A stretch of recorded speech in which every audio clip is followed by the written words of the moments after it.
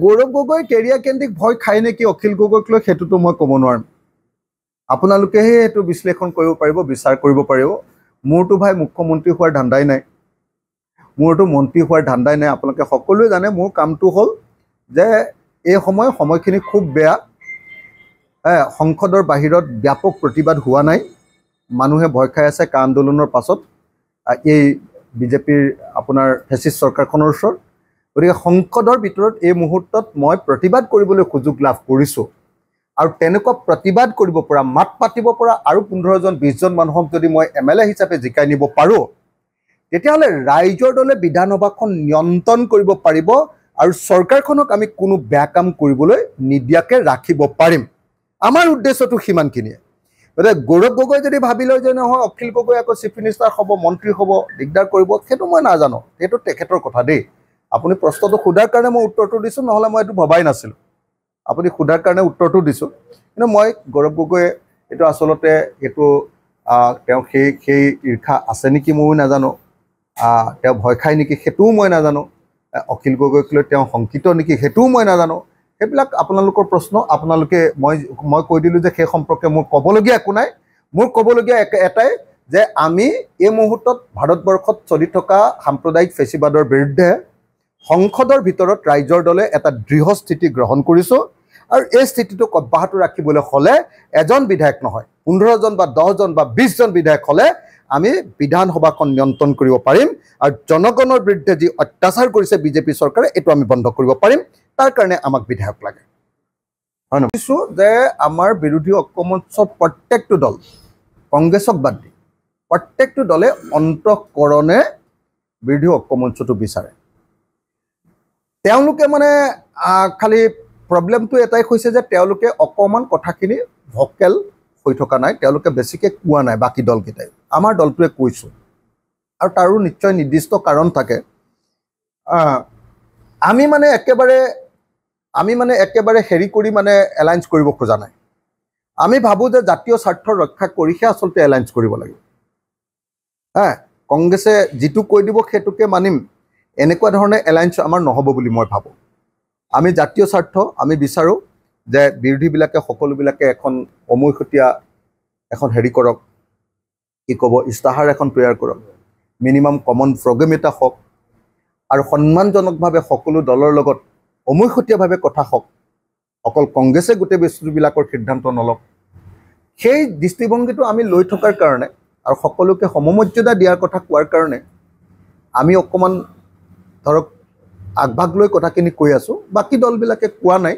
বাকী দলবিলাকে একেলগতে কোৱা হ'লেতো ইমান দিন সমস্যাই নহ'লহেঁতেন, ইতিমধ্যে কিবা এটা চলিউশ্যনে ওলালেহেঁতেন। বাকী দলবিলাকে কিন্তু কথাটো কোৱা নাই, কংগ্ৰেছৰ ওপৰত সকলো এৰি দিছে। গতিকে সেইকাৰণে বস্তুটো এতিয়ালৈকে ফাইনেল হোৱাগৈ নাই, সেইটোৱে কথাটো। আৰু ডাঙৰীয়াৰ ভাষণো শুনা নাই এতিয়ালৈকে, আৰু মল্লিকাৰ্জুন খাৰ্গেৰ ভাষণো মই এতিয়ালৈকে শুনা নাই। কি ক'লে সঁচাকৈ মই আজিৰ দিনটোলৈকে, আপোনালোকে নিজে দেখিছে মই 24 ঘণ্টা, কালি আমাৰ 4টা জইনিং প্ৰগ্ৰেমেই আছিলে, বাকী মিটিং চিটিংবিলাক বেলেগে। আজিও মোৰ ৰাতিপুৱাৰ পৰা প্ৰগ্ৰেম। গতিকে মই মল্লিকাৰ্জুন খাৰ্গে ডাঙৰীয়া আৰু ৰাহুল গান্ধী ডাঙৰীয়াৰ ভাষণটো শুনা নাই। তেখেতসকলে ভাষণটো ভাল দিছেনে বেয়া দিছেনে, অসমৰ স্বাৰ্থৰ কথা কিবা কৈছেনে নাই মই নাজানো, সঁচাকৈ চোৱা নাই। এনেই মই ইণ্টাৰেষ্টটো লোৱা নাই ইমান বেছিকৈ। মোৰ ইণ্টাৰেষ্টটো হ'ল এলায়েন্সত। কংগ্ৰেছৰ কি কৰিছে সেইটোত মোৰ ইণ্টাৰেষ্ট নাই। আমাৰ ইণ্টাৰেষ্টটো হ'ল এলায়েন্সত। এলায়েন্স হ'লে আমি ভাবোঁ যে বিজেপিক হৰুৱাব পাৰিম, আৰু এলায়েন্স নহ'লে আকৌ বিজেপি জিকিব। গতিকে এলায়েন্সটো কৰোৱাৰ স্বাৰ্থতে মই লাগি আছোঁ। কংগ্ৰেছৰ ভিতৰত কি কৰিছে কি নকৰিছে মোৰ কোনো প্ৰয়োজনো দেখা নাই, আৰু মই কেতিয়াও ভবাও নাই, আৰু মানে সেইটোৱে কথা। আৰু সেইকাৰণে মই হেৰিয়ে কি ভাষণ দিছে ৰাহুল গান্ধীয়ে বা আমাৰ মল্লিকাৰ্জুন খাৰ্গে ডাঙৰীয়াই কি ভাষণ দিছে মই সঁচাকৈ শুনা নাই। তেওঁক সময় দিবৰ কাৰণে আমি এটাও বাক্য কংগ্ৰেছৰ বিৰুদ্ধে এটা বাক্যও কোৱা নাছিলোঁ। কিন্তু তাৰ অৰ্থটো এইটো নহয় যে কংগ্ৰেছৰ অতীতৰ শাসনক লৈ অসমৰ কোনোবা মানুহ সুখী, এইটো তাৰ অৰ্থটো কেতিয়াও নহয়। কিন্তু তাৰ পাছতো কেৱল আৰু কেৱল বিজেপিক উচ্ছেদ কৰাৰ স্বাৰ্থত, বিজেপিক খেদাৰ স্বাৰ্থত, বিজেপিৰ পৰা অসমৰ মানুহক পৰিত্ৰাণ দিয়াৰ স্বাৰ্থত অসমৰ প্ৰত্যেকটো দল, আজি মই আপোনালোকক ক'ব পাৰোঁ, CPI দল, CPM দল, CPI ML দল, আপোনাৰ কাৰ্বি পাহাৰৰ যিটো আমাৰ জন চিংটি কাঠাৰৰ APHLC সেইটো দল, অসম জাতীয় পৰিষদ, ৰাইজৰ দল, প্ৰত্যেকটো ৰাজনৈতিক দলে মুকলিমূৰীয়াকে বিৰোধী ঐক্যমঞ্চ কৰিবৰ কাৰণে সাজু হৈ ৰৈ আছে। আৰু কংগ্ৰেছ দলে আমাৰ ধৈৰ্য পৰীক্ষা চাবৰ কাৰণে যেন তেওঁলোকে সদায় নিজৰ কথাটোকে কেৱল আৰু কেৱল নিজৰ দলৰ কথাটোহে কৈ আছে। আজিৰ দিনটোতো মই গৌৰৱ গগৈৰ সম্পৰ্কে ব্যক্তিগত কোনো মন্তব্য প্ৰকাশ কৰিব খোজা নাই।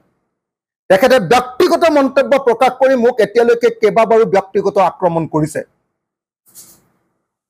তেখেত সভাপতি হোৱাৰ পাছত মই এটা বাক্য ব্যক্তিগত আক্ৰমণ তেখেতক কৰা নাই। বিহালীৰ নিৰ্বাচনৰ সময়ত তেখেত সম্পৰ্কে দুটামান বাক্য কৈছিলোঁ, কাৰণ তেতিয়া বিহালীৰ নিৰ্বাচনত উপ নিৰ্বাচনত তেখেতে নিজে ইনিচিয়েটিভ লৈ আমাৰ বিৰোধী ঐক্যমঞ্চটো ভাঙি দিছিলে গৌৰৱ গগৈ। সেইকাৰণে তেখেতৰ সম্পৰ্কে কেইটামান ক্ৰিটিকেল বাক্য কৈছিলোঁ। তাৰ পাছত এটা বাক্য কংগ্ৰেছৰ বিৰুদ্ধে বা গৌৰৱ গগৈৰ বিৰুদ্ধে কোৱা নাই। কেৱল আৰু কেৱল অসমৰ স্বাৰ্থত, অসমীয়া মানুহৰ স্বাৰ্থত, অসমৰ জনগণৰ স্বাৰ্থত, অসমীয়া জাতি, অসম ৰাজ্য আৰু অসমৰ জনগণৰ স্বাৰ্থত। কিন্তু দুৰ্ভাগ্যজনকভাৱে কংগ্ৰেছে আমাক উচতনি দি আছে। দুৰ্ভাগ্যজনকভাৱে গৌৰৱ গগৈ আমাক উচতনি দি আছে। মই জানো যে গৌৰৱ গগৈ বাহিৰে প্ৰায় আটাইবিলাক মানুহে এই সময়ত বিৰোধী ঐক্যমঞ্চৰ কাৰণে কংগ্ৰেছ দলৰ আটাইবিলাক নেতৃত্ব ঐক্যবদ্ধ যে বিৰোধী ঐক্যমঞ্চ লাগে। কিন্তু কিবা এটা ৰহস্যজনক কাৰণত গৌৰৱ গগৈ ডাঙৰীয়াই এই বিৰোধী ঐক্যমঞ্চটোৰ ক্ষেত্ৰত পিছুৱাই পিছুৱাই গৈ আছে। আৰু কেৱল তেখেতে অকলে, আমি ক'বলৈ বেয়া, কিন্তু কেৱল তেখেতে অকলে আমি জনামতে কংগ্ৰেছ দলৰ ভিতৰত গোটেই বিৰোধী ঐক্যমঞ্চটোৰ ক্ষেত্ৰত সিদ্ধান্ত নোলোৱাকৈ ৰাখি দিছে। গতিকে তেখেতে গৌৰৱ গগৈ ডাঙৰীয়াই মোক ব্যক্তিগত আক্ৰমণ কৰিছে, কিন্তু মই তেখেতক ব্যক্তিগত আক্ৰমণ আজি কৰা নাই।